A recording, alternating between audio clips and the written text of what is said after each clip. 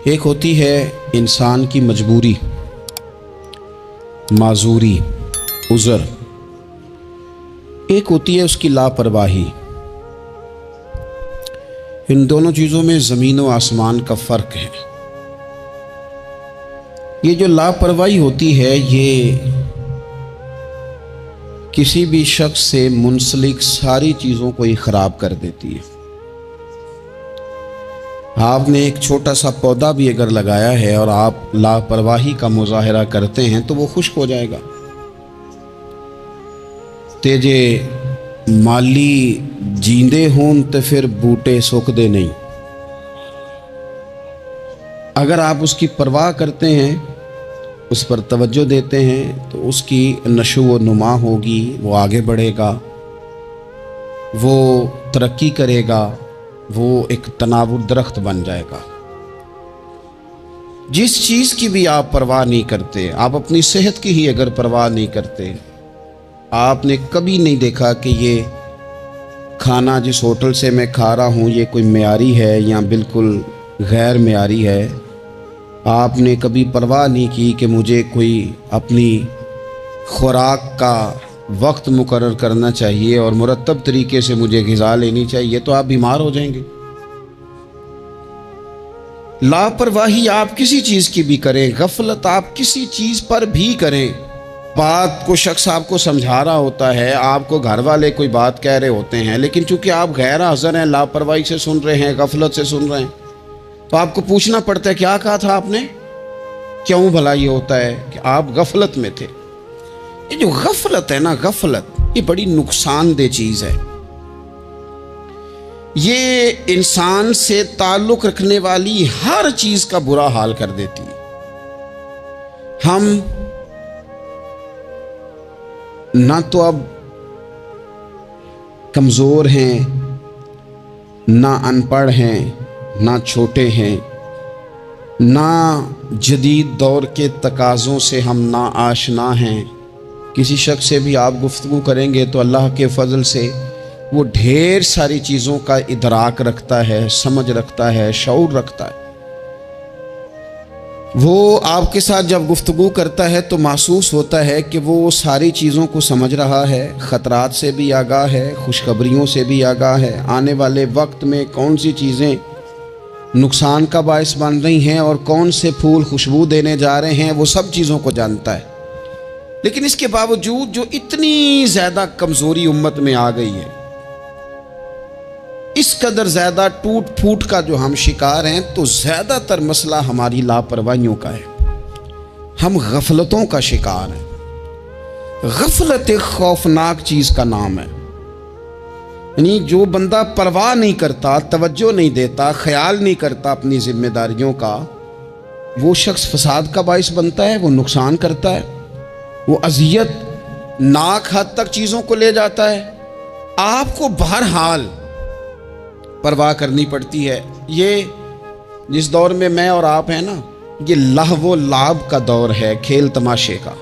खेल तमाशा हमेशा इंसान को लापरवाह कर देता है। आप देख लें, कल तक खेल तमाशा किसी ग्राउंड में जाकर किसी आले के साथ खेला जाता था, वक्त निकाल के लोग जाते थे, कुछ देर के लिए उनका ज़हन तकसीम होता था, घर लौटते थे, अपनी ड्यूटी करते थे। अब खेल तमाशे हमारी जेबों में आ गए।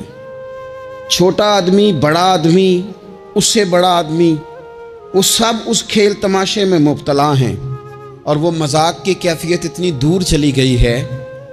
मैं बड़ी माज़रत के साथ ये बात अर्ज़ करने लगा हूँ कि बाज़ोकात बड़े भी उस चीज़ का शिकार होकर इस तरह की बात करते हैं कि छोटे इधर उधर देख रहे होते हैं कि क्या इसको ये बात करनी चाहिए थी।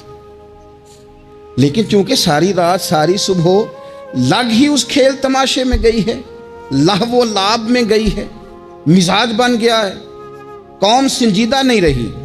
आप किसी शख्स से भी बात कर रहे होते हैं तो वो चाहता है कि कुछ देर मैं गपशप करूं, खेल तमाशा करूं, शुगल मुगल करूं, मैं गुजर जाऊं।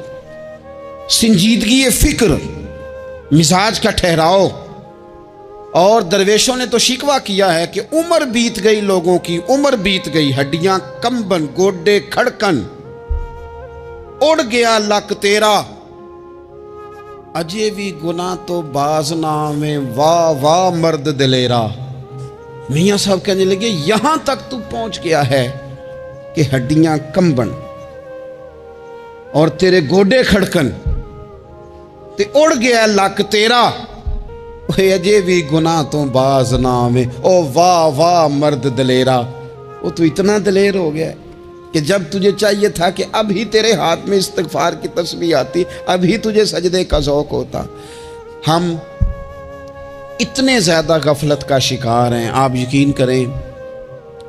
देखो, माफ़ी होती है उज़्र की, माफ़ी होती है माजूरी की, गफलतों की माफ़ी।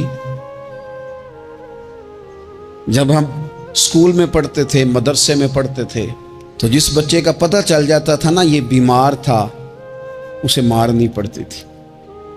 जिसका पता चल जाता था ना कि इसके घर में कोई परेशानी आ गई थी, उसे मारनी पड़ती थी। गुस्सा दिलाने वाली बात ये होती थी कि घर वाले कहते थे कि हमने तो भेजा था, सुबह तैयार करके बैग दे के इसको रवाना किया था, और जब पता चलता था ना कि ये आया नहीं, वहां बैठकर वक्त गुजारा, वहां बैठकर वक्त गुजारा। अब ये वो मसला था कि उस्ताद इस पर यूं होता था कि जिस तरह वो पूरे जलाल में आ गए।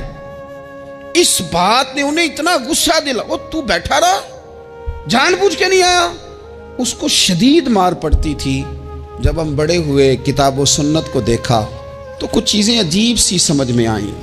सियासता में हदीस मौजूद है कि सहाबा किराम अलैहिम रिदवान फरमाते हैं कि एक जंग का मौका था, तो वो रास्ते बड़े सख्त थे, दुश्वार गुजार घाटियाँ थीं, बड़ी मुश्किल से हमने वो राहें तय की। हमें लगा कि इस जिहाद पर हमें बहुत अजर मिलेगा, और फिर हमारे दिलों में ये भी ख्याल आता था कि फ़लाँ फ़लाँ फ़लाँ फ़लाँ तो सहाबी आए नहीं, वो तो घर में रहे। अल्लाह के महबूब सल्लल्लाहु ताला अलैहि वसल्लम ने हमारे इन ख्यालात को भांपा और करीम फरमाने लगे, तुम्हें इस जिहाद पर बड़ा अजर मिलेगा, लेकिन याद रखना तुम्हारे कुछ भाई हैं जो घरों में बैठे हैं। मजबूरियों ने, आजमाइशों ने, परेशानियों ने, उज़र ने उन्हें आने नहीं दिया। जितना तुम्हें सब्र करके, मुशक्क़त झील के, सफ़र करके जिहाद का सवाब मिलेगा, उतना ही उन्हें घर बैठे बैठे भी सवाब मिलेगा। आए नहीं, ये किस बंदे का मामला है जो उज़्र वाला है। और अगर किसी के इज्तिहाद में गफलत हो गई, हज़रत काब बिन मालिक रज़ी अल्लाह ताला, ये भी सही बुखारी में, कल चला जाऊंगा, हुजूर तो जिहाद पे चले गए लेकिन इज्तिहाद में गफलत हो गई, कल चला जाऊंगा, परसों जाऊंगा, तरसों, फरमाते मैं जा ही नहीं सका, हुजूर वापस आ गए।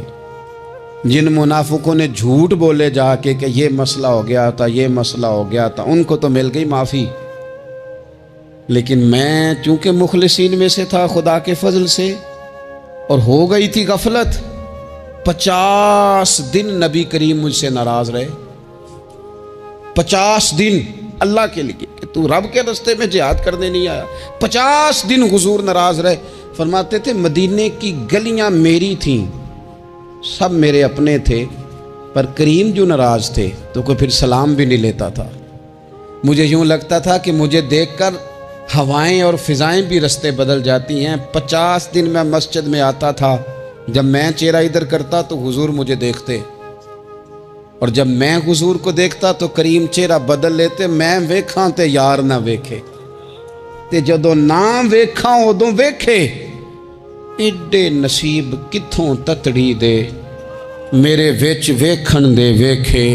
गुलाम फरीदा बूवे यार दे मरना भावें वेखे या ना वेखे। खत्म हो गई बात।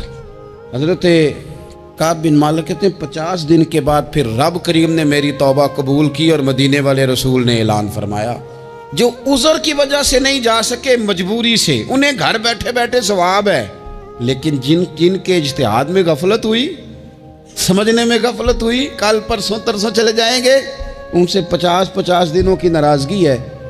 कितने लोग हैं जिनकी फजर गुजर जाती है बिस्तर पे, जोर गुजर जाती है फट्टे पे गप्पों में, असर गुजर जाती है चाय पीने में, मगरब और इशा मोबाइल पे लेटे लेटे बीत जाती है, और उनसे आप गुफ्तगू करें तो वो दानश्वर हैं, आप बात करें तो पंचायत ख़त्म करने वाले लोग हैं, आप उनसे बात करें तो वो आलमी सियासत पर नज़र रखते हैं, आप गुफ्तगू करें तो शऊर की आला गुत्थियां सुलझाते नजर आते हैं। खुदा मुझे ऐसी खुदाई ना दे कि अपने सिवा कुछ दिखाई ना दे। ये गफलतें हैं, ये शोरश है, ये अपने मुंह से खुद मियाँ मिट्ठू बनना है। इस गफलत को थोड़ा सा तोड़ा जाए, वरना जंग लग जाता है सलाहियतों को। जो लोग थोड़े दिन मोटरसाइकिल नहीं ना चलाते, उनके लिए मुश्किल हो जाता है फिर उसको स्टार्ट करना भी। हमारे उस्ताद कहा करते थे, जो लोग पढ़ाते नहीं उन्हें किताबें भूलने लग जाती हैं। जो लोग कोई काम करते नहीं, फिर वो आहिस्ता आहिस्ता वो जंग आलूद हो जाता है। वो कहते हैं अब नहीं हो सकता तुमसे, अब मुश्किल है। सज्जनों, दोस्तों, बुजुर्गों, भाइयों, जो लोग शुरू में इबादतों के आदी नहीं होते, वक्त ज़ाया करते हैं, बुढ़ापे में दिल करता है तौबा हो जाए, लेकिन अपने माथे को सजदे की आदत ही नहीं डाली। ये जिस्म झुकना उसका आदी नहीं हुआ कि रब की बारगाह में झुके। इसका मिजाज ही नहीं तहज्जुद पढ़ने का। सारा कुछ हो जाता है। मैंने सियासत करने वाले, पंचायत ख़त्म करने वाले, चुदराहट करने वाले, वज़ादारी रखने वाले रातों को तहज्जुद पढ़ते भी देखे हैं। मैंने कुरान पाक से प्यार करते देखे हैं। मैं गवाह हूं बहुत सारे लोगों का। ये काम हो जाता है। शर्त यह है कि बंदा अपनी गफलत की पट्टी थोड़ी देर के लिए खोले। दूसरी बात यह कि हम खुशफहमियों में बड़ा जिंदा हैं, बड़ा जिंदा हैं, बड़ा ओहो, यानी 2, 4, 5। कुछ लोग कहते हैं अल्लाह करीम बड़ा है। अल्लाह अगर करीम बड़ा है ना मेरे भाई, तो नबी पाक सल्लल्लाहु अलैहि वसल्लम ने फरमाया वो बड़ा बेवकूफ़ है जो खुदा की रहमत की उम्मीद भी रखे और अल्लाह को नाराज़ भी करे। तो बेवकूफ़ बंदा है। अगर वो करीम है तो फिर तो मोहब्बत में ही उसकी बात मान। बात तो फिर भी नहीं मान रहा। कुछ लोग कहते हैं नबी पाक सल्लल्लाहु ताला अलैहि वसल्लम शफात करेंगे। भाई हमारा तो सहारा ही इस बात पे है, हुजूर सिफारिश करेंगे। पर नबी पाक ने दर्जनों जगहों कहा है, जो मेरे तरीके पे ना चले फलैसा मिन्ना, मुझसे नहीं। हुजूर ने फरमाया जो बड़े की तौकीर ना करे, छोटे पे रहम ना करे, वह मुझसे नहीं। फरमाया जो मिलावट करे वो हम में से। तो ये जिसे भी तो याद रखो ना, शफात की बात इनकार नहीं, हुजूर गुनाहगारों की ही करेंगे। लेकिन ये हुजूर ने जो हमें असबाक पढ़ाए, ये किस लिए पढ़ाए? ये भी तो हमारी समझ के लिए है ना। ये सारी चीजें हमने गफलत बना के अपने ऊपर ओढ़ ली। और फिर सबसे बड़ी बात ये, जो लोग जन्नत के वारिस और मालिक है ना, करीम महबूब ने फरमाया ये जो मेरी बेटी फातिमा है जन्नती औरतों की सरदार है। तो ये तो जन्नत की मालका और वारसा हैं। वो तो सारी रात ही नमाज पढ़ती थी, तो सारा दिन इबादत करती थी। पाक सबसे ज्यादा तो इनको था, तो ये तो 1 मिनट के लिए मुसल्ले से जुदा नहीं हुए। और जिन्होंने सिर्फ उम्मीद लगाई है, कोई इनके पास डिग्री नहीं, वो बन के बैठ गए हैं। वो कहते हैं जनाब जन्नत, मतलब हम जिसे कहेंगे माज़अल्लाह वो जाएगा, दूसरे को जाने देते हैं। अपनी ज़िंदगी में खुशफहमियाँ ना लाएं, ये गफलत पैदा करती हैं। गफलत बड़ी ख़तरनाक चीज़ का नाम है। जब बंदा गाफिल हो जाता है, मैं आपसे एक बात अर्ज़ करूँ, हज़रत अब्दुल्ला इब्ने मसूद फरमाते हैं कि मोमिन राई के दाने के बराबर गलती हो जाए तो उसे लगता है मेरे सर पे पहाड़ खड़ा है। और फरमाया जो मुनाफिक होता है ना, वो पहाड़ के बराबर गुनाह करके कहता है बात ही कोई नहीं, फलाना भी करता है, ये भी करता है, सारी दुनिया कर रही। ये निफाक की अलामत है। अगरचे बाज ने इसे निफाक अमली कहा, एतकादी नहीं कहा। अजीज दोस्त, जब आप छोटी गुनाह, छोटी गलती करते हैं तो फिर वो छोटी छोटी गलतियां पहाड़ बनती हैं, छोटी छोटी।